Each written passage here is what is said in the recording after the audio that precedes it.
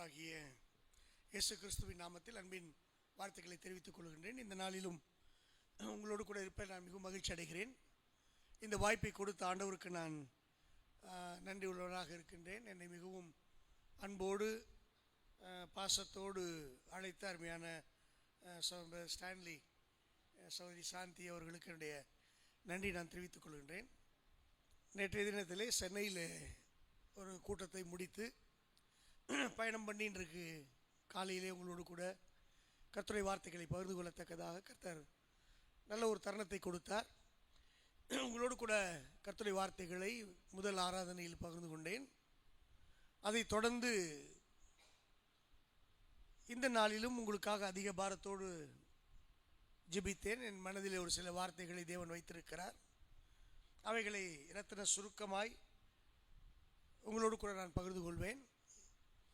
அதே விதமாக இந்த சபையில் இருக்கிற அருமையான போதகர் எபினேசர் அவர்களுக்கும் குடும்பத்தினருக்கும் வாழ்த்துக்களை தெரிவித்துக் கொள்கின்றேன். அவர்களை பார்ப்பது மிகவும் மகிழ்ச்சி. வேத வசனங்கள் நமக்கு மிகுந்த ஒரு ஆசீர்வாதத்தை கொண்டு வருகிறது. மனுஷன் அப்பத்தினால் மாத்திரமல்ல, தேவனுடைய வாயிலிருந்து புறப்படுகிற ஒவ்வொரு வார்த்தையினாலும் பிழைப்பான் என்று சொல்லி நாம் அறிந்திருக்கின்றோம். ஆக வேத வசனங்கள் நமக்கு ஜீவனை கொடுக்கக்கூடியதாக இருக்கிறது. இந்த வேத புஸ்தகம் மிக மிக இன்பமானது, தேனிலும் மதுரமானது. அவை மதுரமான ஒரு ஆகாரத்தை தேவன் நமக்கு இதில் வேத வசனங்களில் வைத்திருக்கிறார். இதை நாம் ஆவிக்குரிய உணவு என்று நாம் சொல்லுவதுண்டு. ஒவ்வொரு வசனங்களும் ஒவ்வொரு வார்த்தைகளும் நமக்கு ஒரு ஔஷதமாக காணப்படுகிறது. It gives healing to us. அது ஆரோக்கியத்தை, சுகத்தை, பலத்தை கொடுக்கக்கூடியதாக இருக்கிறது.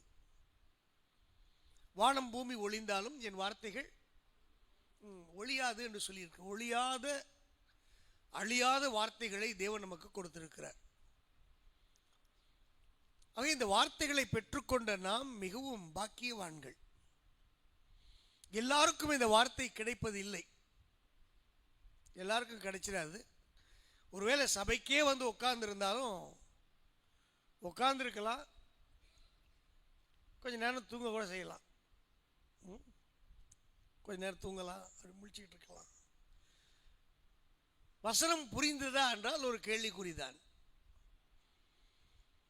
ஆக ஒருவேளை இந்த புஸ்தகம் பார்ப்பதற்கு ஒரு திறந்த புஸ்தகத்தை போல காணப்பட்டாலும் ஒரு சிலருக்கு ஆண்டவர் அதை மூடி சீல் வச்சிருக்கார்.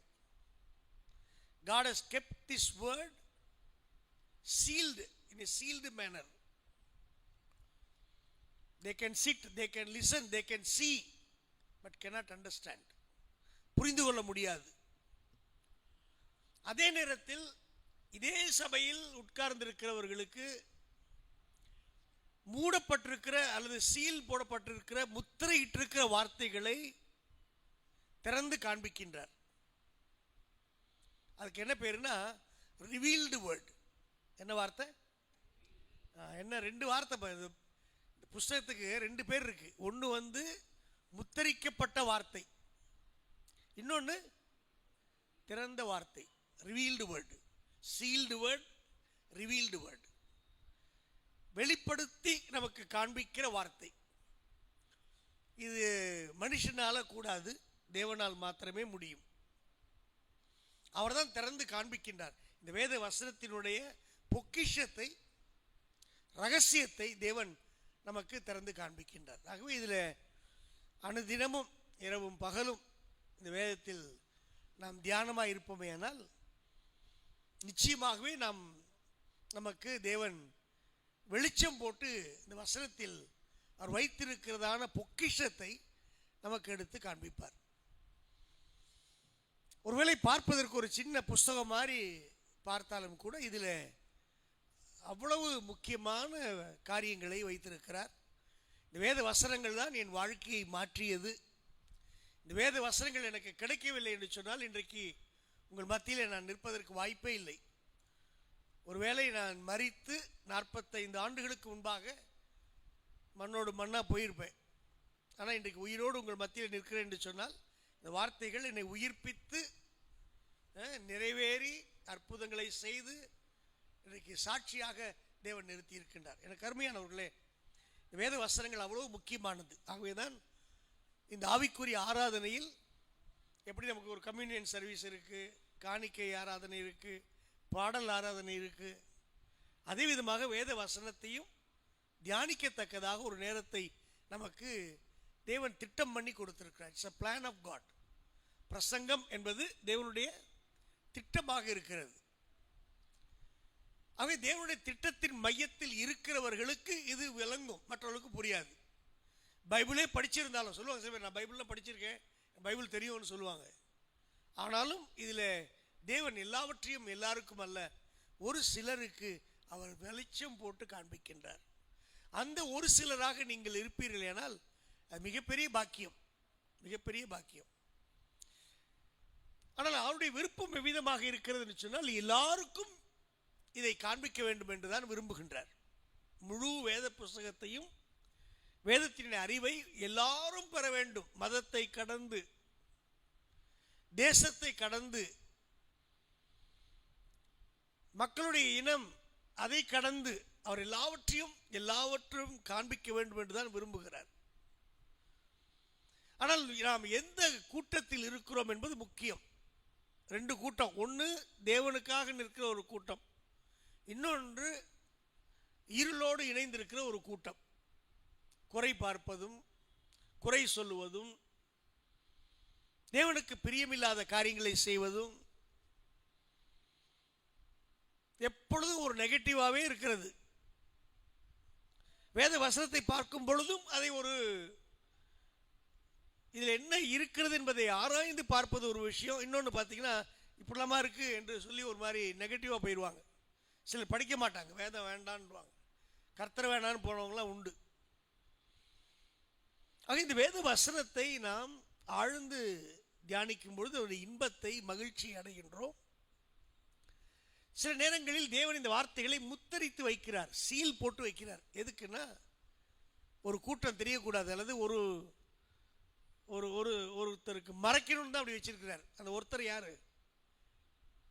உலகத்தின் அதிபதி. சாத்தானுக்கு தெரியக்கூடாதுன்னா இதை முத்தரித்து வைத்திருக்கிறார். ஆனால் தன்னுடைய பிள்ளைகளுக்கு அவர் வெளிப்படுத்தி காண்பிக்கிறார்.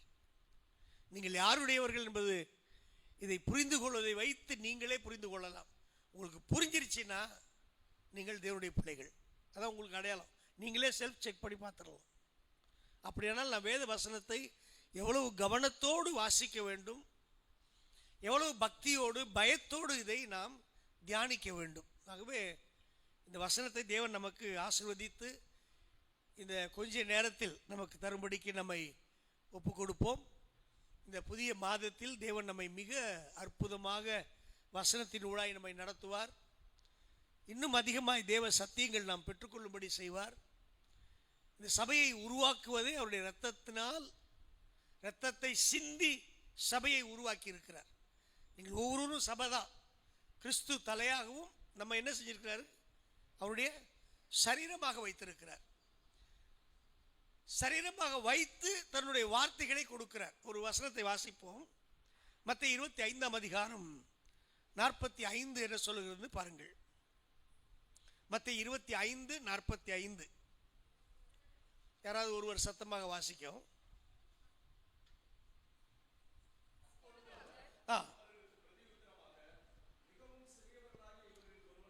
மத்தேயு 24:45 மன்னிக்கணும், 24:45.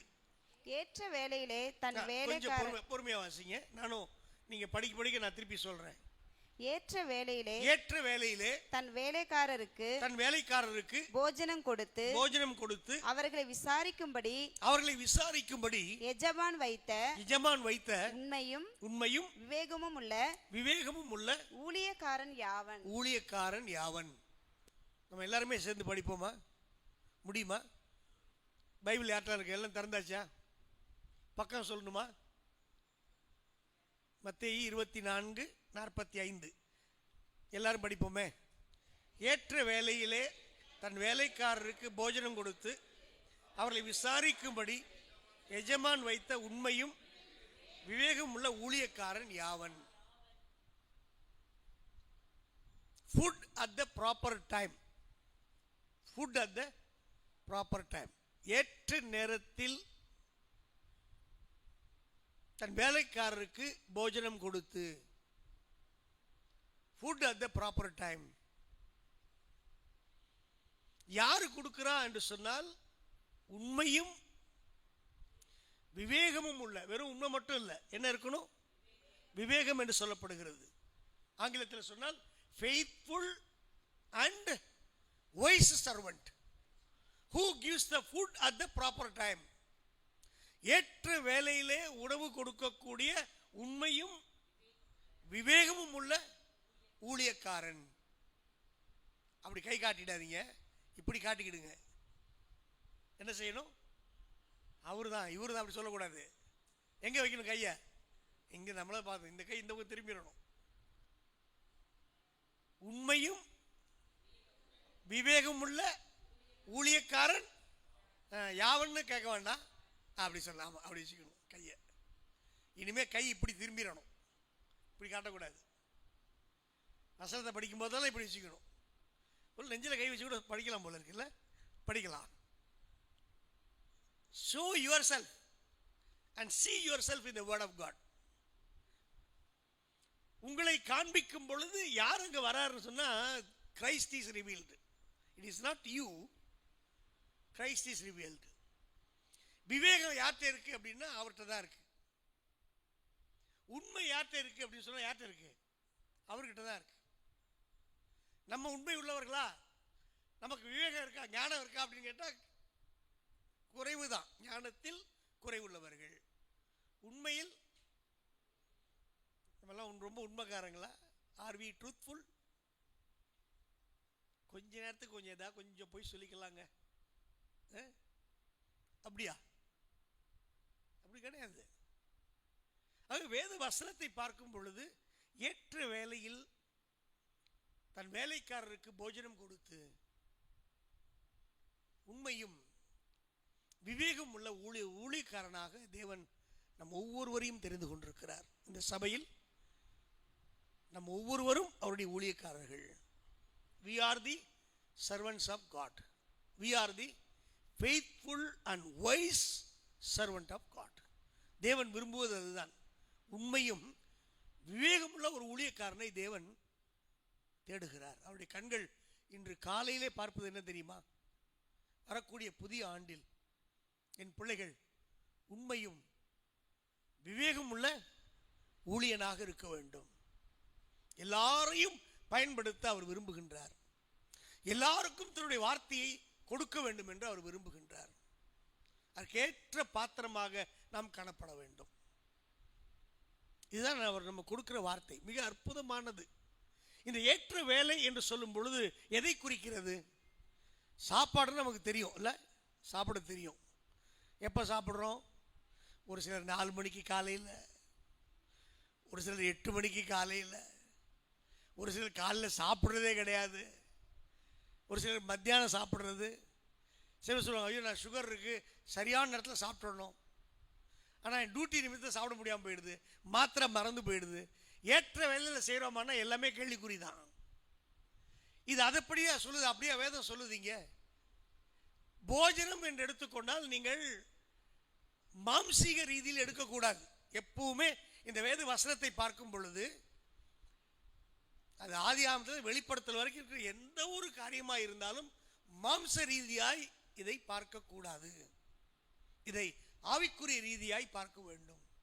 இங்கு சொல்லப்படுகிற போஜனம் என்று சொல்லுவது கொடுக்கக்கூடிய இந்த பிரசங்கம் தான். அவருடைய வார்த்தை தான் போஜனம். அவருடைய பிரசங்கத்தில் என்ன இருக்கிறது? வார்த்தைகள் நிறைந்து இருக்கிறது. இது எப்ப தரணும்? ஏற்ற வேலையில தரணும். ஏற்ற வேலை என்றால் என்ன? அந்த ஒரு கேள்வி வந்துருது. ஏற்ற வேலை என்று சொல்லும் பொழுது நம்ம உலக ரீதியாக யோசிக்கிற காலை மதியம் மாலை என்று யோசிக்கக்கூடாது. வேதத்தில் வேலை என்பது எது?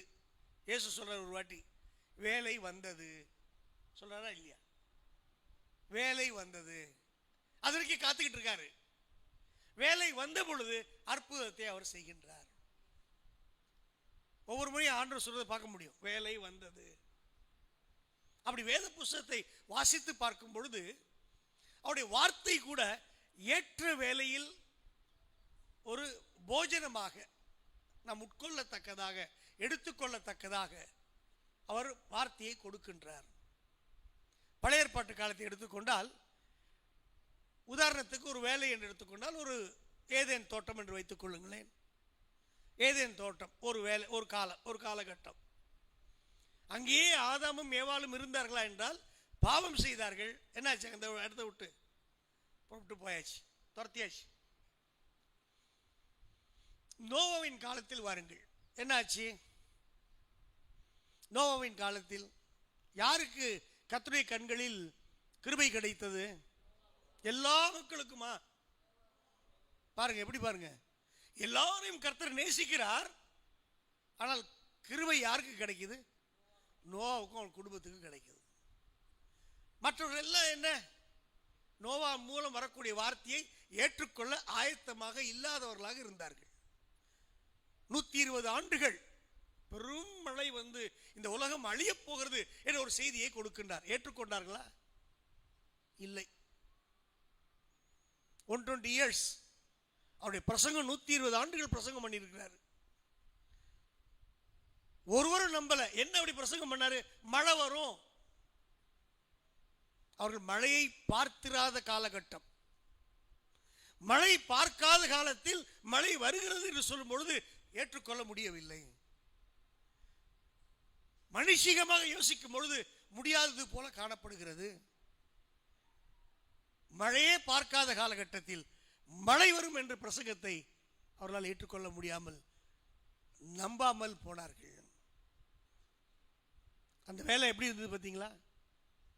அதனால என்ன ஆச்சு? நோவா பேழையை பண்ண சொல்லி நம்பின கூட்டம் மாத்திரம் பேழைக்குள் சென்றது. மற்றவர்கள் தண்ணீரில் அழிந்து போனார்கள். மோசே காலத்துக்கு வாங்க, கொஞ்சம் அப்படி வேலை தள்ளி பார்ப்போம், காலத்தை தள்ளி பார்ப்போம். இஸ்ரேல் என்ன பண்ணாங்க? முறுமுறுத்து வனாந்தரத்தில் அவர்கள் அடைய வேண்டிய இலக்கை அடைய முடியாமல், கானானுக்குள் செல்ல முடியாமல் போனது. வழியிலே சங்காரமானார்கள் என்று வேதம் சொல்லுகிறது.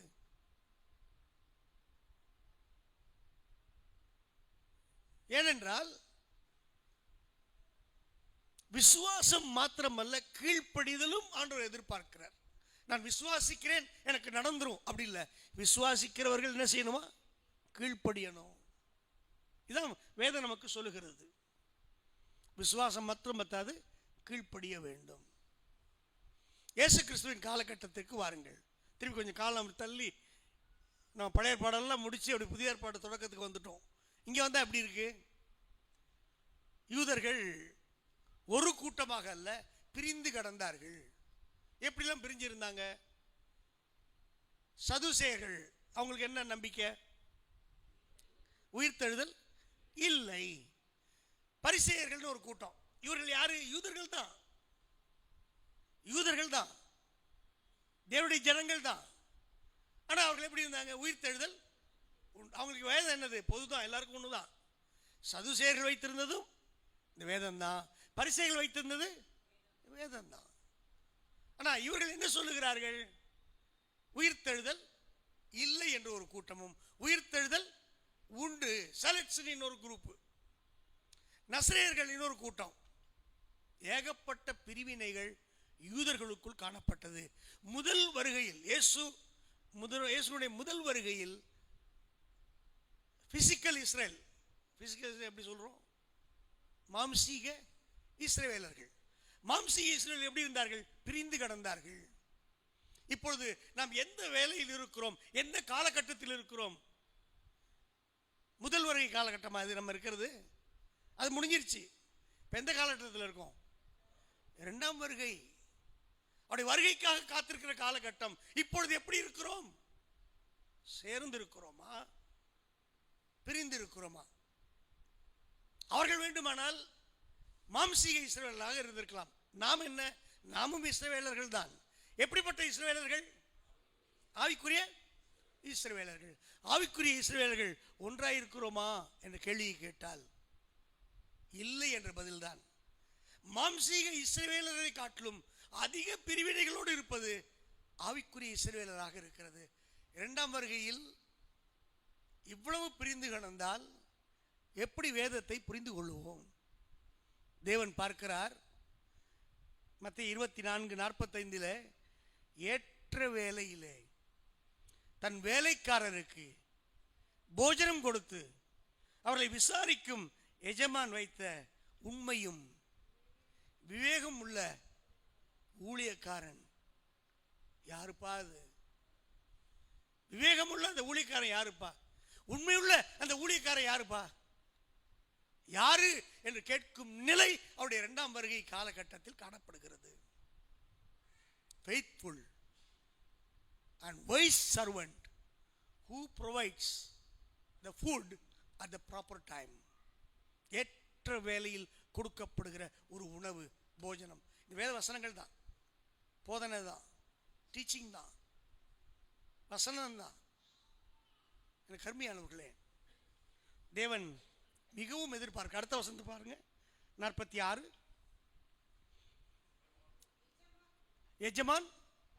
எஜமான் வரும்போது, யாரு வரும்போது? வரும்போது என்னது? Second coming. எந்த வேலைன்னு தெரியுதா உங்களுக்கு? இங்க செகண்ட் கமிங் டைம். எஜமான் வரும்போது அப்படி செய்கிறவனாக காணப்படுகிற ஊழியக்காரனே யாருதானா? பாக்கியவான். அவன் தான் பாக்கியவான். எப்படி இருக்கிறவன்? உண்மையும் விவேகமும் இருக்க வேண்டும். வெறும் உண்மை பத்தாது.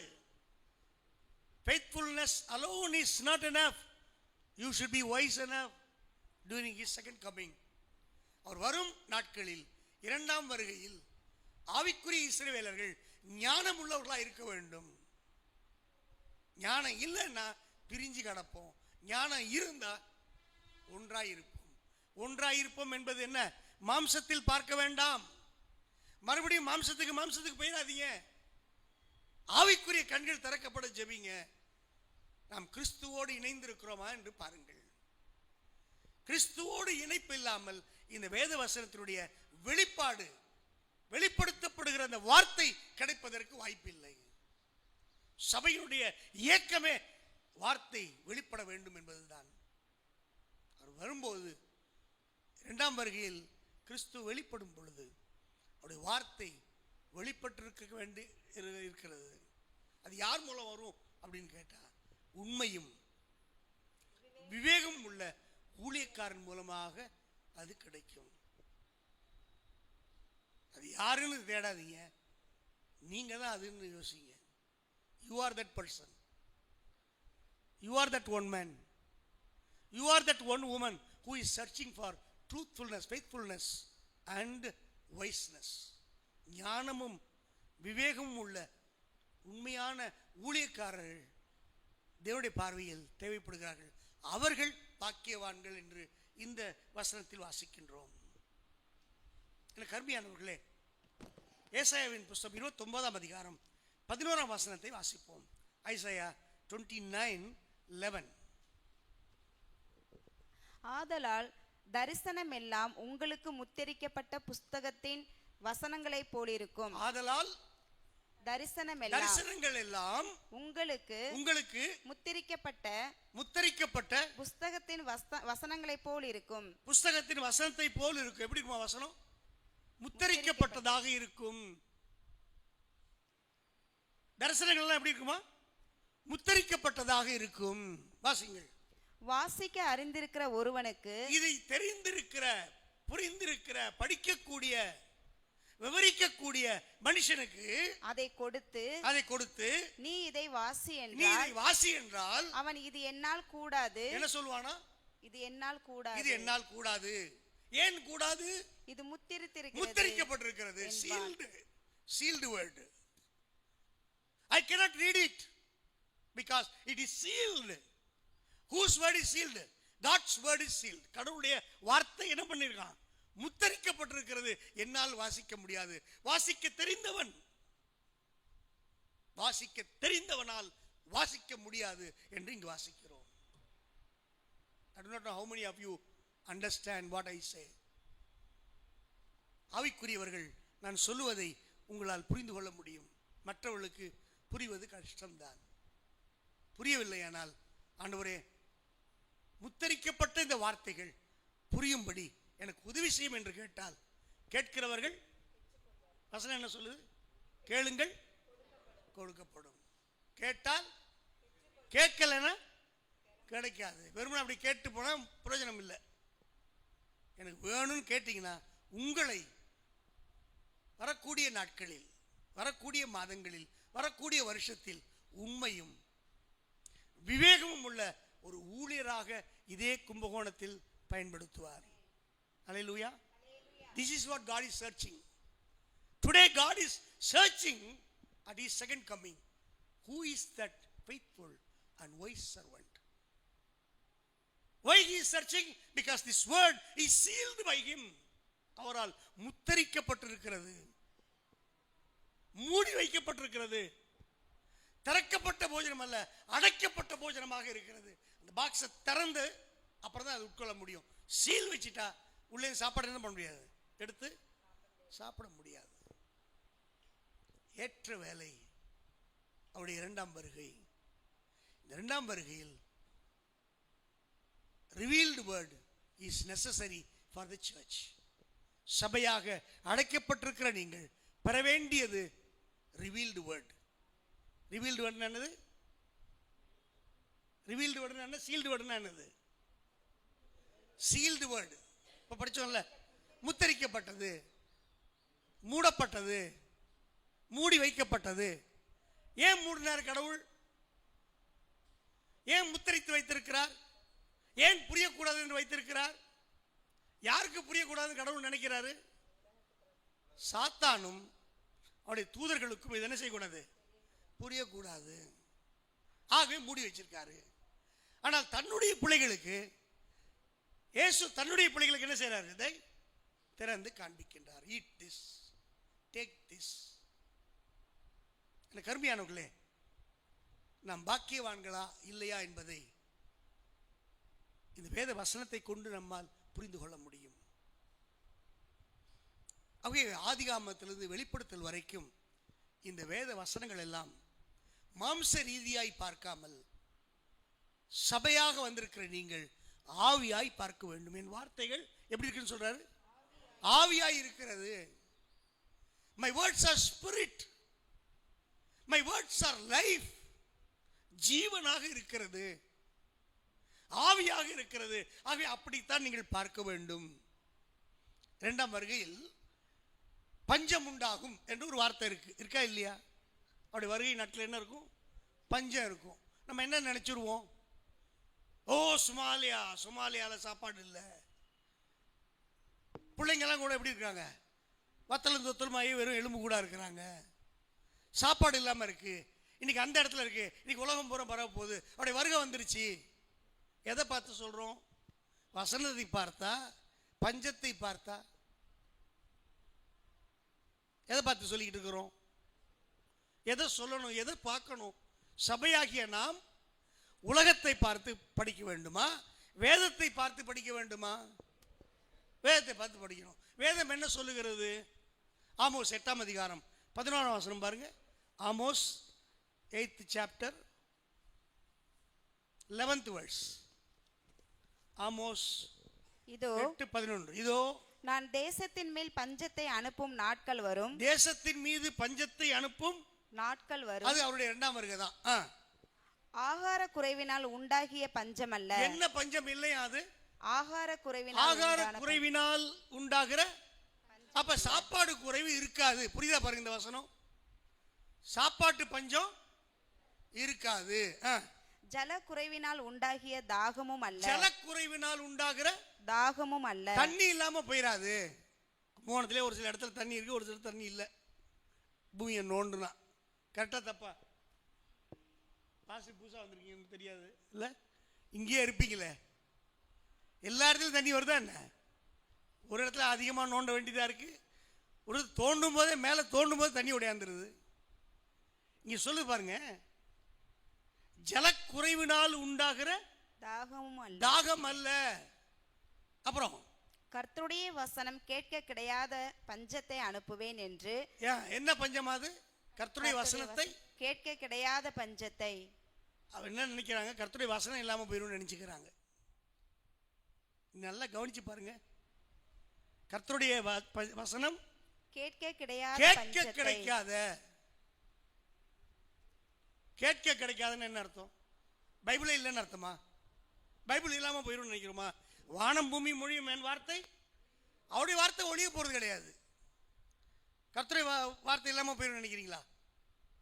வானம் போயிடும், பூமி போயிடும், அவருடைய வார்த்தை என்றைக்கும் நிற்கும், என்றைக்கும் நிலைக்கும்.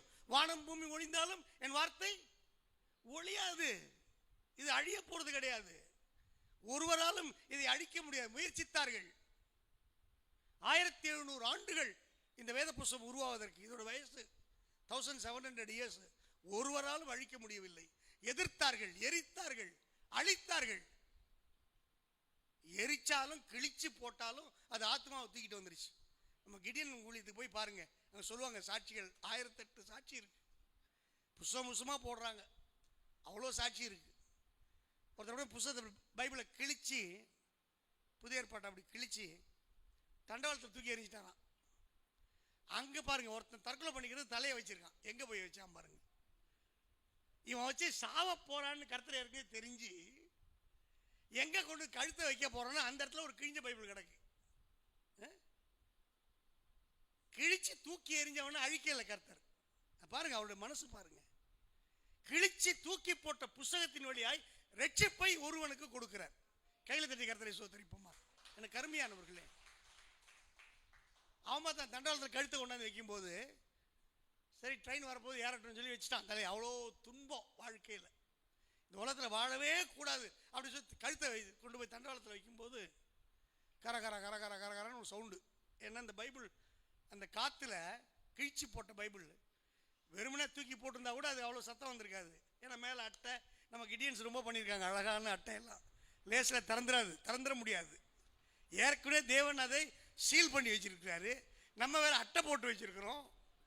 அதில் ப்ளூ கலர் அட்டை, ப்ரௌன் கலர் அட்டை, வெள்ளை கலர் அட்டை, என்னெல்லாம் அட்டை இருக்குது. அதில் ஏகப்பட்ட கலர் வச்சிருக்கிறோம். அது லேஸில் திறந்துருமா காற்றுல? அது வெயிட்டாக வேற இருக்கும்.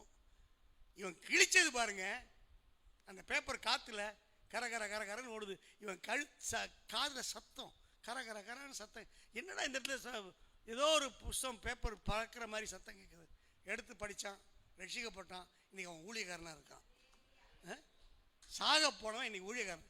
கிழிச்சு போட்டாலும் இந்த வேதம் வேலை செய்கிறது. இதுதான் கிதியோனுடைய சாட்சி. This is the witness of the Gideons. So இது ஒழியாது. அவர் சொல்றாரு, பஞ்சம் என்று சொன்னால் அதை கேட்க கிடைக்காத ஒரு பஞ்சம். பாருங்க பாருங்க இந்த வசனத்தை பாருங்க, 11ஆம் வசனம் பாருங்க, மறுபடியும் வாசிங்க. இதோ நான் தேசத்தின் மீது பஞ்சத்தை அனுப்பும் நாட்கள் வரும். அது என்ன வருகுதான்? ஆகார குறைவினால் உண்டாகிய பஞ்சம் அல்ல, ஜல குறைவினால் உண்டாகிய தாகமும் அல்ல. கர்த்தருடைய வசனம் கேட்க கிடையாத பஞ்சத்தை அனுப்புவேன் என்று கர்த்தராகிய ஆண்டவர் சொல்லுகிறார். கர்த்தராகிய ஆண்டவர் சொல்லுகிறார். கேட்க கிடைக்காத, பாருங்களேன், புரியுது, ரொம்ப அழகா இருக்கு பாருங்க. கேட்க கிடையாத பஞ்சம். சாப்பாடு நிறையா இருக்கு, குடிக்க தண்ணி நல்லா இருக்கு, கை செலவுக்கு பணம் இருக்கு. பணமே இல்லாமல் கார்டு இருந்தால் கூட போதும், மொபைல் இருந்தால் கூட வாழ்ந்துட முடியும். அந்த மாதிரி வந்துருச்சு. இப்போ மொபைலை ஜிபே தட்டி பேமெண்ட் கொடுத்துட்டு போயிடலாம். காசு கையில் எடுத்துகிட்டு போக வேண்டாம். பணம் இருக்குது, காசு இருக்குது, எல்லாம் இருக்குது. காது என்ன ஆகி போச்சான்?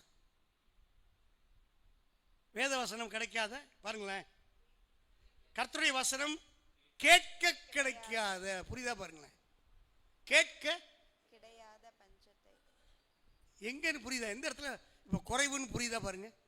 கேட்க கிடைக்காத பஞ்சம். ஜனங்க காது கேட்குது, ஆனா கொடுக்கக்கூடிய உண்மையும் விவேகம் உள்ள, ஏற்ற நேரத்தில் போஜனத்தை கொடுக்கக்கூடிய உண்மையும் உண்மையும் விவேகம் உள்ள ஊழியக்காரன் இல்லையே. ஊழியக்காரன் பஞ்சம் இங்கே எடுத்து சொல்லக்கூடிய ஆள். ஏன்னா அவர் சொல்கிறார் பாருங்க, நம்ம இதிலே படித்தோம் இல்லையா, ஏசாயால என்ன படித்தோம், 29 வாசிங்க திருப்பி அதை, 29:11. ஏசாயா 29:11. ஏசாயா 29:11. தயவுசெய்து நீங்கள் என்னோட சேர்ந்து வாசிக்கிறீங்க எல்லாருமே. எல்லாத்தையும் பைபிள் இருக்கா? பைபிள் ஏதாவது கை தூக்குங்க, பாஸ்டர் கொடுக்க சொல்கிறேன். எல்லாத்தையும் பைபிள் இருக்கு, ரைட். பக்கம் யாராவது சொல்லணுமா? ஏசாயா எங்கே இருக்குன்னு தேடிக்கிட்டு இருக்கீங்களா? இல்லையா? பக்கம் சொல்கிறீங்களா யாராவது தமிழில்? 833. என் பைபிள் 833 தான் பக்கம். வாசிக்க பார்ப்போம், எல்லாரும் வாசிப்போம். ஆதலால் தரிசனமெல்லாம் முத்திரிக்கப்பட்ட புஸ்தகத்தில் வசனங்களை போல் இருக்கும். வாசிக்க அறிந்திருக்கிற ஒருவனுக்கு அதை கொடுத்து நீ இதை வாசி என்றால் அவன் இது என்னால் கூடாது, அது என்னால் கூடாது. முத்திரிக்கப்பட்டிருக்கிறது. It is sealed word.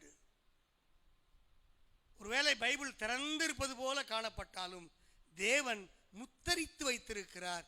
எடுத்து என்னால் வாசிக்க முடியாது, எடுத்து என்னால் பிரசங்கம் பண்ண முடியாது, எடுத்து என்னால் சரியா சொல்ல முடியாதுன்னு சொல்ல நிலைதான் இருக்கு. எப்போ? அவருடைய வருகையில். முதலாம் வருகையில் எப்படி இருந்தது? மாம்சீக இஸ்ரவேலர்கள் பிரிந்து கிடந்தார்கள். எதை வச்சு பிரிஞ்சாங்க? வேத வசனங்களை வைத்துக் கொண்டுதான்.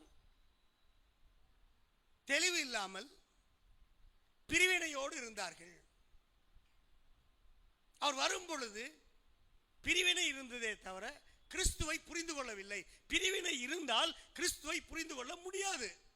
Very simple.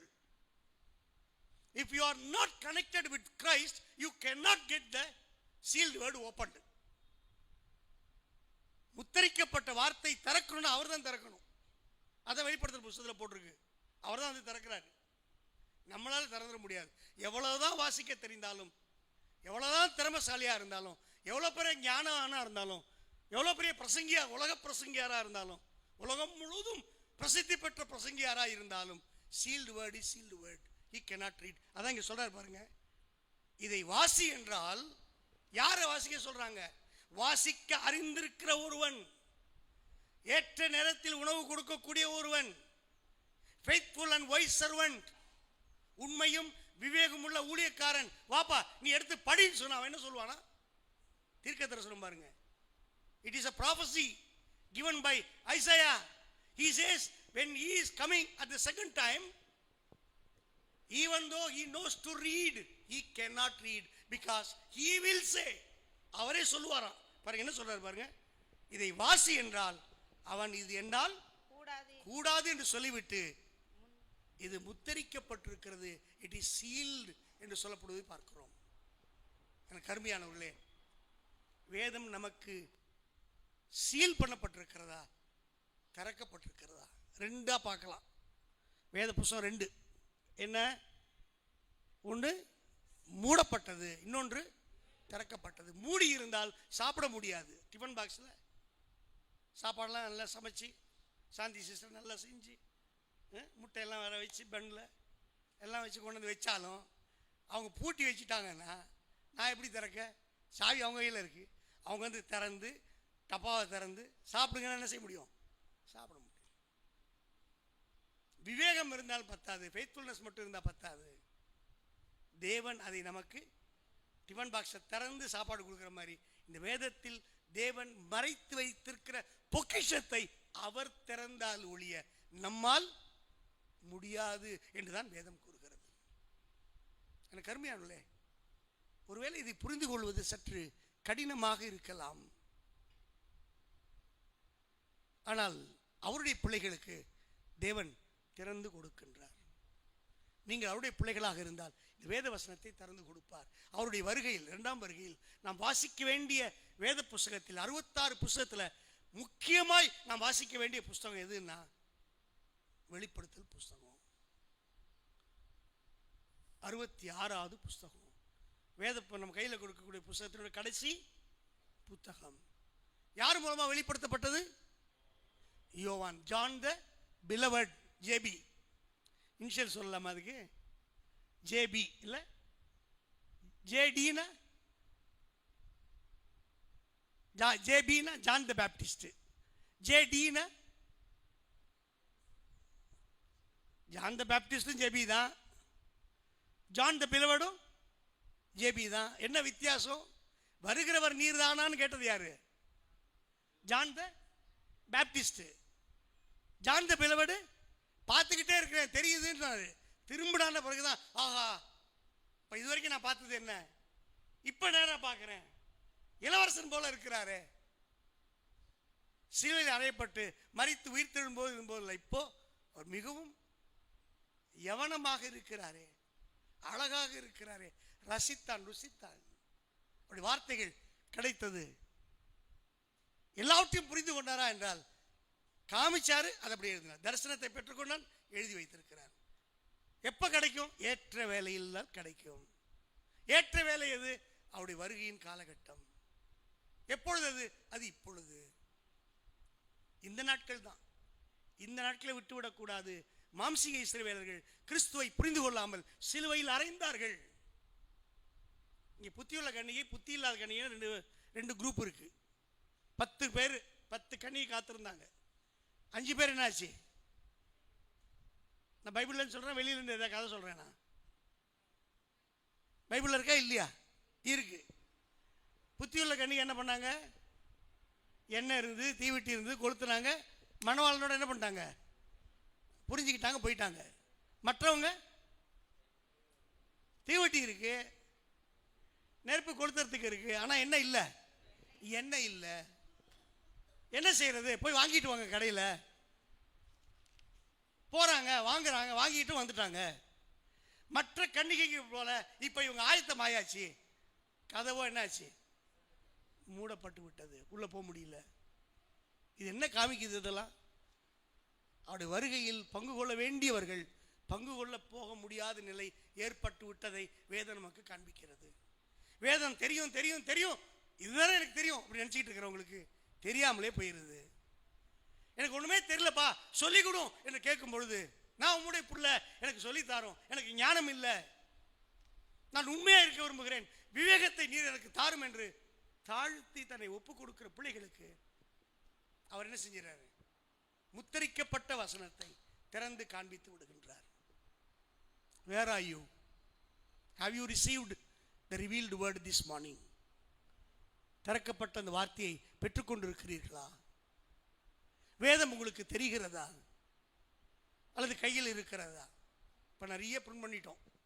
நீங்கள் கோடி கணக்கில் இப்போ டிஸ்ட்ரிபியூட் பண்ண முடியும். இந்த கும்பகோணம் முழுக்க கொடுக்குமா? இப்போ ஸ்டாலின்கிட்ட சொன்னால் போதும், இப்போ சப்ளை பண்ணிடுவார். ஆனால் he is searching for faithful and wise servant.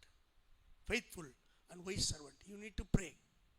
இன்னைக்கு கும்பகோணத்தில் இருக்கக்கூடிய அத்தனை ஊழியக்காரர்களும் அத்தனை விசுவாசிகளும் அத்தனை சபையும் இந்த வசனத்தை வைத்து ஜெபிக்க வேண்டும். ஆண்டவரே எனக்கு வெளிப்படுத்தும்.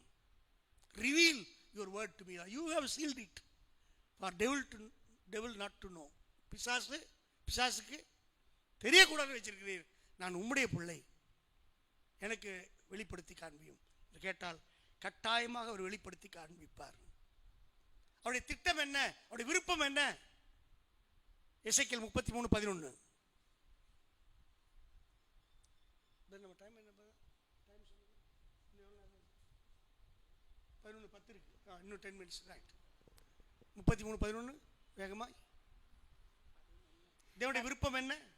கர்த்தராகிய ஆண்டவர் உரைக்கிறது என்னவென்றால், நான் துன்மார்க்கனுடைய மரணத்தை விரும்பாமல். யாருடைய மரணத்தை விரும்பலையா? துன்மார்க்கன் சாவதை விரும்பாமல் துன்மார்க்கன் தன் வழியை விட்டு திரும்பி பிழைப்பதையே விரும்புகிறேன் என்று என் ஜீவனை கொண்டு சொல்லுகிறேன். என்னத்தை சொல்லி சொல்றாராம்? என் ஜீவனை கொண்டு சொல்லுகிறேன். என்ன உயிர் மேல சத்தியமா சொல்றேன் சொல்றோம் இல்ல? சத்தியமா சொல்றேன்றதுக்கும் சில பேர் என் தலை மேல சத்தியமா அப்படிலாம் சொல்லுவாங்க இல்ல? என்னுடைய ஜீவனை கொண்டு சொல்றேன், நம்புங்க. என் விருப்பம் எல்லாம் ஒண்ணுதான். துன்மார்க்கன் சாகக்கூடாது, கெட்டவன் சாகக்கூடாது, அக்கிரமக்காரன் அழிஞ்சிடக்கூடாது. இப்படி ஒரு உள்ளத்தை பார்த்துருக்கிறீங்களா? இப்படி ஒரு உள்ளத்தை காட்ட முடியுமா? He should not die. அவன் மரிக்க கூடாது. ஆனா என்ன ஆகணுமா? அவன் மனம் திரும்பி பிழைக்கணும், மனம் திரும்பி பிழைக்கணும் என்று விரும்புகிறேன் என்று சொல்லுகிறார். ஆகிய துன்மார்க்கன் அழியக்கூடாது. அப்ப நல்லவன் அழியணுமா? நல்லவனும் அழியக்கூடாது, துன்மார்க்கனும் அழிய. அதற்காகத்தான் சிலுவையில் இயேசு மரித்தார். சிலுவை மரணமே யாருமே என்ன செய்யக்கூடாது? சாகக்கூடாது. அப்படி மரித்திருந்தாலும் அவர்களை எழுப்பி அவர் உயிரோடு வைக்கத்தான் தேவன் விரும்புகிறார். மரணத்தோட மனுஷ ஜென்மம் முழுசா அழிஞ்சிடணும்னு இல்லை, எல்லாரையும் உயிர்ப்பிக்க தேவன். அப்படி முதல்ல எழும்பி வந்ததுதான் யாரு? மரித்து உயிர் தெழுந்து சீஷர்களுக்கு தரிசனமாகி என்ன பண்ணாரு? அவள் மேல் ஊதி அவரோடு இருந்தவர் இப்ப அவளுக்குள்ளே வந்துட்டார். புரியுதா பாருங்க? அவரோடு இருந்தவர், சீஷர்களோடு இருந்தவர் இப்ப என்ன பண்ணிட்டாரு? மரித்து உயிர்ந்திருந்த பிறகு சீஷர்களுக்குள்ளாக வந்துட்டாரு. தேவன் இப்பொழுது எங்க இருக்கிறார் அப்படின்னு கேட்டா என்ன சொல்லுவீங்க? நம்முடைய சபை மக்கள் எனக்குள்ள இருக்கிறார். எனக்குள்ளனா எங்க அப்படி கேட்டா என்ன சொல்லுவீங்க? மனதிலா, இருதயத்திலா, ஆத்மாவிலா, ஆவியிலான கேட்டா சொல்லுவீங்க? தேவன் படைக்கும் பொழுது சில பேர் சொல்றாங்க, ஆதி ஆகமத்தில் பிரதர் அவர் ஜீவசுவாசத்தை ஊதினார். கதை கேட்டிருக்கீங்கல்ல, அது மாதிரி சொல்லுவாங்க. ஜீவசுவாசத்தை ஊதினார். அப்ப என்னாச்சு? ஜீவ அங்கங்க ஆவி இருக்கு அப்படி ஒரு கேள்வி கேட்பாங்க. வேதத்தில் முதல் புத்தகம் பழைய ஏற்பாட்டில் ஆதி ஆகமா? முதல் புத்தகம் எது? பரிசுத்த வேதாகமத்தில் முதல் புத்தகம் எது? முதல் எழுதிய புஸ்தகம் யோபுவின் புஸ்தகம். புதிய ஏற்பாட்டில் முதல் புஸ்தகம் எது? மார்க்குவின் புஸ்தகம். மத்தேயு இருக்கலாம், ஆர்டர்ல வச்சிருக்கலாம், ஆனா எழுதப்பட்டது மார்க்கு. அதே விதம் பழைய ஏற்பாட்டில் முதல்ல எழுதப்பட்டது யோபுவின் புஸ்தகம். யோபு இதை விவரமா சொல்றாரு. யோபு 10ஆம் அதிகாரம் 12ஆம் வசனம் பாருங்க. ஜோப் 10:12.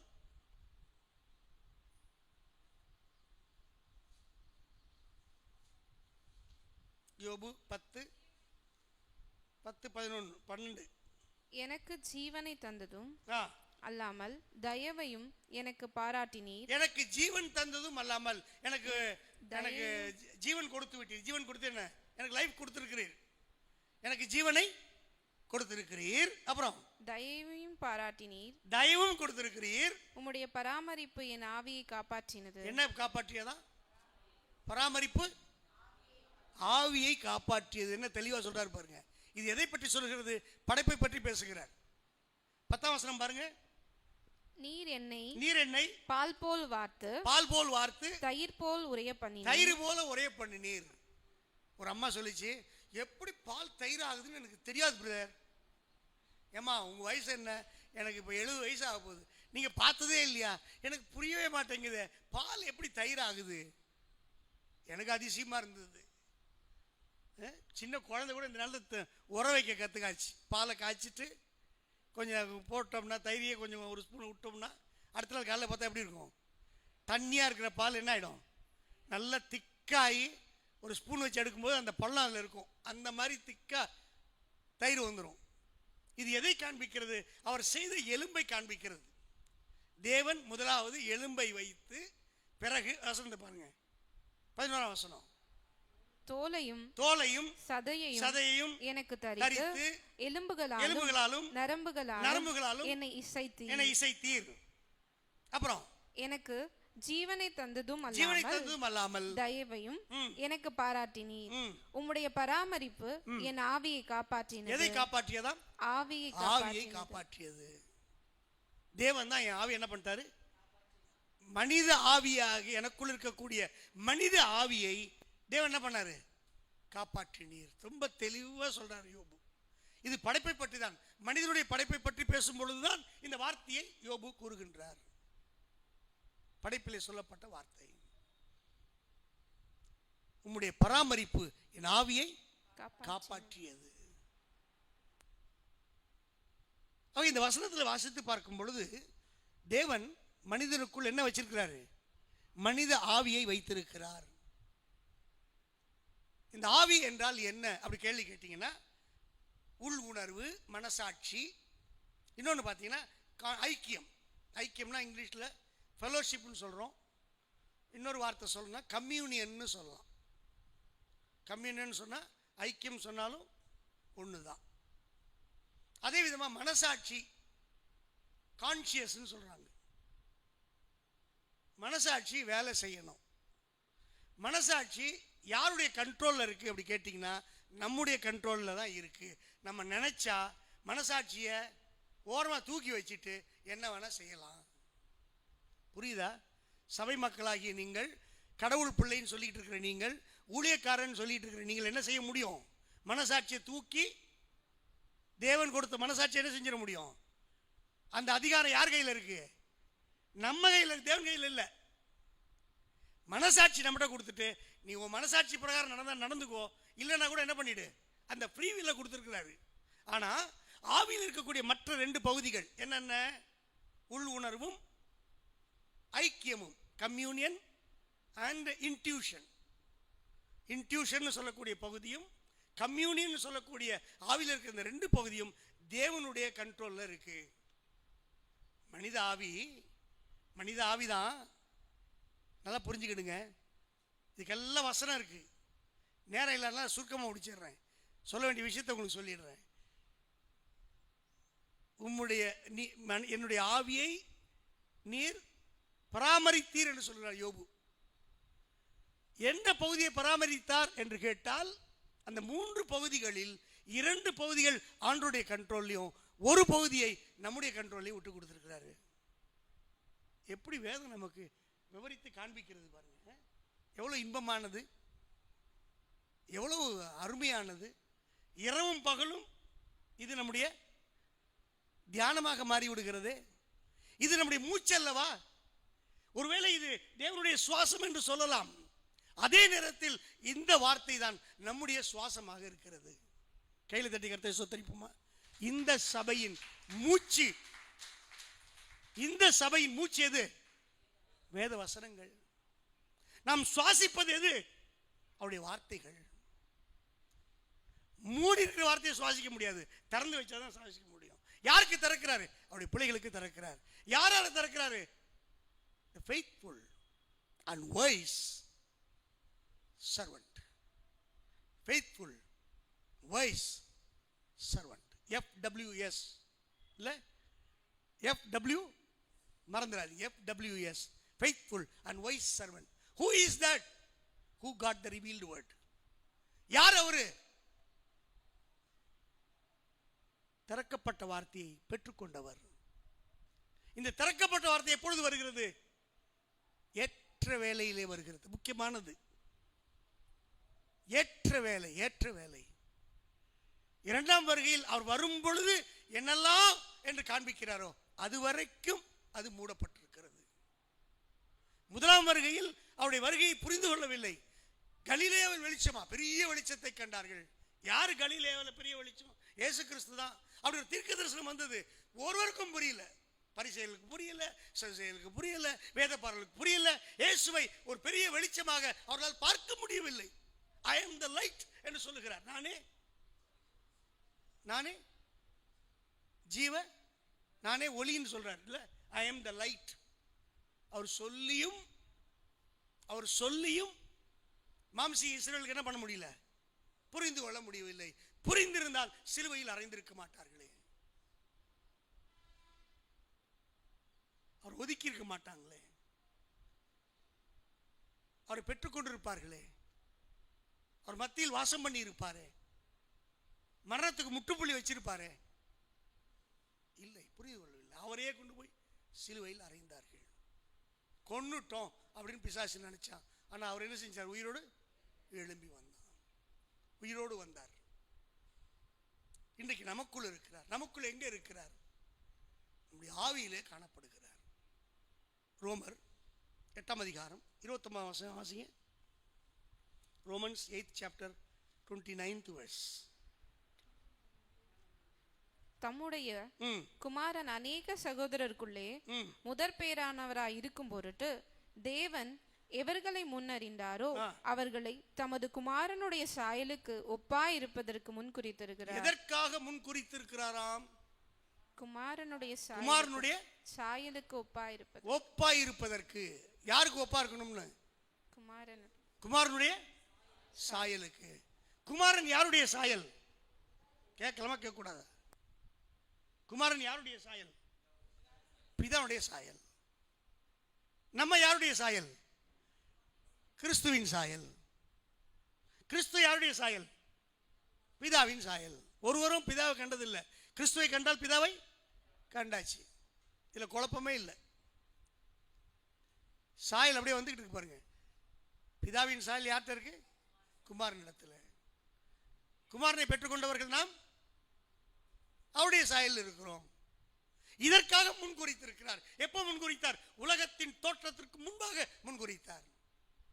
உங்களையும் கிறிஸ்துவையும் பிரித்துவிட. அதான் அவர் சொல்ற பாருங்க, 8ஆம் அதிகாரத்தில் கடைசியில சொல்றாரு பாருங்களேன். உயர்வானாலும் தாழ்வானாலும் வேற எந்த சிருஷ்டி ஆனாலும் தம்முடைய கர்த்தராகிய இயேசு கிறிஸ்துவின் அன்பை விட்டு பிரிக்க மாட்டாது என்று நிச்சயித்திருக்கு. எது பிரிக்கும்ன்றார்? எது பிரிக்கும்? எது பிரிக்கும்? எதுவும் பிரிக்காது. என்னையும் அவரையும் எதுவும் பிரிக்காது. ஆனால் 2ஆம் வருகையில், அவருடைய வருகை காலகட்டத்தில், அந்த வேளையில் நாம் பிரிந்திருக்கிறோமா அல்லது இணைந்திருக்கிறோமா? மறுபடியும் மாம்சத்துக்கு போகாதீங்க, உலகத்துக்கு போகாதீங்க, உங்கள் நண்பர்களை பார்க்காதீங்க. யாரை பார்க்கணும்? தலையோடு இணைந்திருக்கிறோமா? தலை யாரு? தலை யார்? சபைக்கு தலை யாரு? இயேசு கிறிஸ்துவோடு நாம் இணைந்திருக்கிறோமா? If you are not connected with Christ, then you are not going to understand him. The word will be sealed to you. Same word will be sealed. When you are connected to him, he is the head and we are the body. நம்மள என்னது? யாருடைய சரீரம்? சீனிவாசன் சரீரமா? நம்ம யாருடைய சரீரம்? இந்த சரீரம் யாருடையது? கிறிஸ்துவுடையது. அப்ப இந்த சரீரத்தை யார் பயன்படுத்தணும்? கிறிஸ்து பயன்படுத்தணும். கிறிஸ்து அப்படி இந்த சரீரத்தை பயன்படுத்துவார். இந்த சரீரத்தில் என்ன இருக்கு? ஆவி இருக்கு. ஆவி மட்டுமா இருக்கு? ஆவியே போதுங்க எனக்கு சொல்லி கொடுக்கறதுக்குள்ள. சொல்றோமா இல்லையா? உனக்கு சொல்லி சொல்லி ஆவி போயிருச்சு அப்படின்னு சொல்றோமா இல்லையா? ஆவி மட்டுமா இருக்கு நமக்குள்ள? மனித ஆவி மட்டுமா இருக்கு? என்ன இருக்கு உள்ள? ஆத்மா இருக்கு. ஆத்மா தான் கண்ணை பயன்படுத்தி பார்க்கிறது. ஆத்மா தான் காதை பயன்படுத்தி கேட்கிறது. ஆத்மா தான் வாயை பயன்படுத்தி பேசுகிறது. ஆத்மா தான் மனதை பயன்படுத்தி யோசிக்கிறது. இது உலக மக்கள். கர்த்தருடைய பிள்ளைகள், ஆவியை பெற்றவர்கள், அபிஷேகத்தை பெற்றவர்கள், கர்த்தரை பெற்றவர்கள், முழுகி ஞானஸ்நானம் எடுத்து கர்த்தருக்கு தன்னை ஒப்பு கொடுத்தவர்கள், மறுபடியும் அவர்களே பார்த்து கொண்டிருந்தால், அவர்களே கேட்டுக்கொண்டிருந்தால், அவர்களே யோசித்துக் கொண்டிருந்தால், அவர்களே பேசிக் கொண்டிருந்தால் ஒரு பயனும் இல்லை. சபையாகிய நாம் கிறிஸ்துவுக்கு விட்டு கொடுத்தால், கிறிஸ்து உங்கள் கண்களை பயன்படுத்தி பார்க்க வேண்டும். கிறிஸ்து உங்கள் காதுகளை பயன்படுத்தி, யார் கேட்கணும்? உங்கள் காதை பயன்படுத்தி யார் கேட்கணும்? கிறிஸ்து கேட்க வேண்டும். வாயை பயன்படுத்தி யார் பேசணும்? கிறிஸ்து பேச வேண்டும். மனதை பயன்படுத்தி யார் யோசிக்கணும்? யாரு? எனக்கு மனசு கொடுத்துருக்காரு, நான் யோசிப்பேன். அப்படியா? எனக்கு மனசு கொடுத்துருக்காரு, அதை நான் அவர்கிட்ட கொடுத்துட்டேன், அவர் யோசிச்சுக்கிட்டோம். ஐயோ ட்ரெயின் மிஸ் பண்ணுறேன்னு. பரவாயில்ல, ஏதோ இன்னொரு வழி அவர் வச்சிருப்பாரு, நான் போயிடுவேன், வந்து சேர்ந்துட்டேன். ஒன்றை குறித்தும் நம்ம எல்லாத்தையும் நினைச்சு கவலை தான். சபையை நினைச்சாலும் கவலையா இருக்கு, வேதத்தை எடுத்தாலும் புரியலன்னு இருக்கு, குடும்பத்தை பார்த்தா பிரச்சனையா இருக்கு, வேலையை பார்த்தா பிரச்சனையா இருக்கு, இந்த வேலையை விட்டு அந்த வேலைக்கு போனா அதுக்கு மேல இருக்கு. உலகத்தில் மாம்சீகமாய் நாம் இருந்தால் அது பிரச்சனை. மாம்ச சிந்தை மரணம். மாம்ச சிந்தை, நல்ல தைரியமா சொல்லுங்களேன். மாம்ச சிந்தை மரணம். ஏன் மரணம் சொல்லவே மாதிரி தயங்குறீங்க? மாம்ச சிந்தை ஆவியின் சிந்தை ஜீவனும் டபுள் ஆயிடுச்சு பாருங்க. மாம்ச சிந்தை மரணம் ஒண்ணுதான், ஆவியின் சிந்தையோ ஜீவனும் சமாதானமும். ஜீவனும் சமாதானமும். ஜீவனும் சமாதானம். ஆவியின் சிந்தை இல்லாத சபை, ஆவியின் சிந்தை இல்லாத வேத வாசனம் பிரயோஜனமே இல்லை. குமாரனை உடையவன் ஜீவனுடையவன், குமாரன் இல்லாதவன் ஜீவன் இல்லாத. இந்த குமாரன் எங்க இருக்கிறாரு? நம்முடைய ஆவியில் இருக்கார். எப்படி ஆவியில் இருக்கிறாரு? மரித்து என்ன ஆனார்? உயிர் தெழுந்தார். உயிர் தெழுந்து என்ன ஆனார்? உயிர் தெழுந்து இயேசு என்ன ஆனார்? 1 கொரிந்தியர் 15:45 முடிச்சிடலாம். 1 கொரிந்தியர் 15:45. இதெல்லாம் என்ன அசைச்ச வசனங்கள், என் வாழ்க்கையை மாற்றி போட்ட வசனங்கள். 1 கொரிந்தியர் 15:45. அந்தபடியே முந்தின மனுஷனாகிய ஆதாம் ஜீவாத்துமமானான் என்று எழுதியிருக்கிறது. பிந்தின ஆதாம் உயிர்க்கிற ஆவியானார். உயிர்ப்பிக்கிற ஆவியானார். என்ன ஆனார்? உயிர்ப்பிக்கிற ஆவியானார். ஆனார்னு என்ன அர்த்தம்? ஒரு நிலையிலிருந்து இன்னொரு நிலைக்கு மாறுறது. மரமா இருப்பது ஒரு டேபிளா மாறுறது, மரமா இருப்பது ஒரு பயன்படுத்தக்கூடிய சேரா மாறுறது. அப்படி ஒரு ஆனார், உயிர் தெழுந்தவர், உயிர்ப்பிக்கிற ஆவி. சொல்லுங்க பாப்போம். உயிர்ப்பிக்கிற ஆவி ஆனார். கிறிஸ்து என்ன ஆனார்? உயிர் தெழுந்த இயேசு என்ன ஆனார்? தைரியமா சொல்லுங்களேன். உயிர்ப்பிக்கிற ஆவியானார். இந்த உயிர்ப்பிக்கிற ஆவியானவர் எங்க உயிர் கொடுக்கிறார் அப்படின்னா, மரித்து கிடக்கிற ஆவியை உயிர் கொடுக்கிறார். மரித்து கிடக்கிற ஆவி எங்க இருக்கு? மனுஷனுக்குள்ள இருக்கு. எப்ப மரித்தது? ஏற்கனவே செஞ்ச பாவங்கள் தான். யாரு? ஆதாமும் ஏவாளிலிருந்து தொடங்கி இன்னைய வரைக்கும் நாம் பிறக்கும் போதே ஆத்மா உயிரோட இருக்கு, ஆவி உயிரோட இல்லை. அதனால ஆத்மா பயன்படுத்தி கொண்டிருக்கிறது உடம்பை. இப்ப கிறிஸ்தவர்களாய் மாறிய பிறகு, வேத வசனத்துக்கு இடம் கொடுத்த பிறகு, கிறிஸ்துவுக்கு நாம் முழுமையாய் கொடுத்த பிறகு, நம்முடைய ஆவியில இணைந்திருக்கிற கர்த்தருக்கு நாம் இடம் கொடுக்கின்றோம். ஆகவே அவர் பெருகவும் நாம் என்ன ஆறோம்? அப்ப நாம் சிறுக சிறுகன்னு என்ன அர்த்தம்? ஆவி நமக்குள்ள, கர்த்தருடைய ஆவி என்ன ஆகுது? பெருகுகிறது. அவர் ஆவி பெருகும் பொழுது நம்முடைய கண்ணின் வழியாக கிறிஸ்து பார்க்கிறார், நம்முடைய காதை பயன்படுத்தி கிறிஸ்து கேட்கிறார். இப்போ உங்களுக்கு ஒரு பிரச்சனை, உங்களை ஒருத்தர் ஏதாவது பேசுறாருன்னு வச்சுங்களேன், இதெல்லாம் உட்பட மாட்டேன் அப்படின்னு ஒரு வார்த்தை சொன்னா அது யார் கேட்கிறா? நம்மளா கேட்டுக்கிட்டு இருக்கிறோம். நம்ம கேட்டா எதிர்ப்போம். நம்ம கேட்டா என்ன எப்படி நீ சொல்லலாம்? என் பேக்ரவுண்ட் என்ன? நான் என்ன சபைக்கு போறேன்? நான் எத்தனை வருஷமா போறேன்? அப்படியா? யார் கேட்டுக்கிட்டு இருக்கா? காதின் வழியா கிறிஸ்து கேட்கிறார். எனக்கு ஒரு கவலை இல்லை. பாடுறோம்ல அப்படி, எனக்கு ஒரு கவலை இல்லை. அப்புறம் இந்த பூமி என்ன வேணா சொல்லட்டும், என்ன வேணா சொல்லட்டும், யார் வேணா என்ன வேணா பேசட்டும். He is seeking for a faithful and wise servant. Who is that faithful and wise servant? Who gives himself totally to him.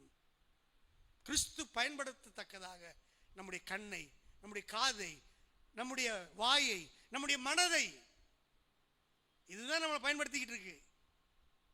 தலை இல்லைன்னா உடம்பு முண்டோம், எதுக்கா பயனுண்டா? தலை இல்லாத சபை வச்சு என்ன பிரயோஜனம்? ஒரு பிரயோஜனம் இல்லை. யார் இருக்கணும்? தலையாகிய கிறிஸ்து சபையோடு இணைந்து இருக்க வேண்டும். இது நம்ம உடம்பு கிடையாது. யாருடைய உடம்பா மாறிடுது? கிறிஸ்துவின் சபையானது கிறிஸ்துவின் சரீரமாகுது. அப்பதான் பரலோகம். கிறிஸ்துவோடு இணையாத பட்சத்தில், கிறிஸ்து தலையாக இல்லாத சபை பரலோகமாக மாற முடியாது. கிறிஸ்து எங்கே இருக்கிறாரோ அதுதான் பரலோகம். கிறிஸ்து பூமிக்கு வந்து விட்டா பூமி தான் நமக்கு பரலோகம்.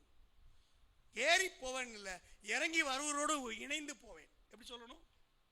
நான் ஏறுவேன் அப்படி இல்லை. என்ன சொல்லணும்? இறங்கி வருகிற அவரோடு நான் இணைந்து இருப்பேன். நம்மளோடு இருக்க ஆசைப்படுறாரு, நம்மை ஆட்கொள்ள விரும்புகின்றார், நமக்கு தலையா இருந்து சபையை பயன்படுத்த விரும்புகின்றார். He is seeking for faithful and wise servant.